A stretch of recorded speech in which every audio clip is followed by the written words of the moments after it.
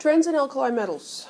So as we go down the column of alkali metals, the alkali metals group 1A, we find that atomic radius increases, which we learned that as a trend. We also find that density increases and reactivity increases. What decreases is the ionization energy, the electron affinity, and the melting point. The melting points for the alkali metals are quite low for metals. So these guys have very low ionization energies. They're good reducing agents. They're very easy to oxidize. They're very reactive. We don't find them uncombined in nature. You won't find lumps of sodium sitting around. Because if there was a lump of sodium, it would react with the water in the air before anybody could find it.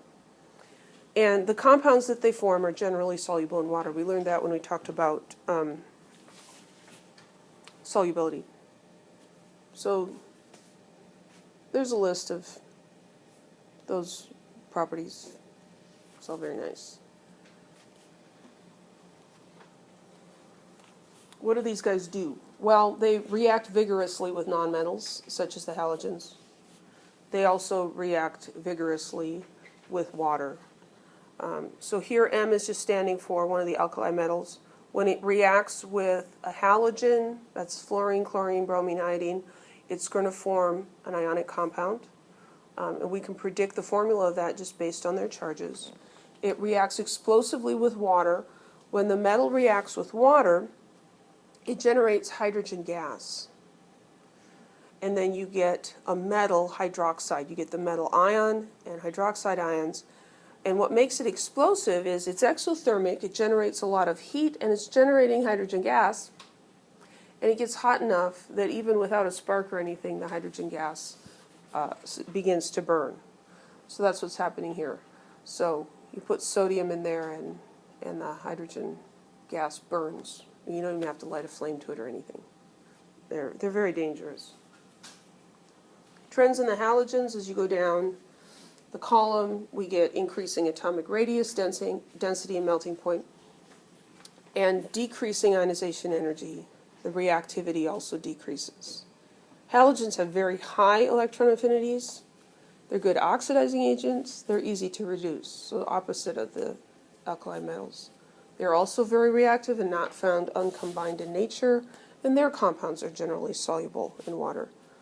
So in some ways their characteristics are similar, but in other ways they're opposite.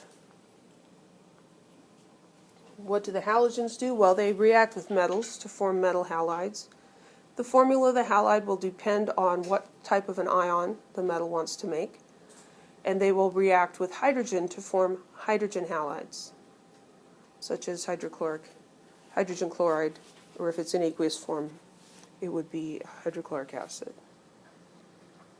Noble gases, atomic radius increases down, boiling increases as we go down, density increases, ionization, energy, I'm sorry, those things, did I say decrease? These increase.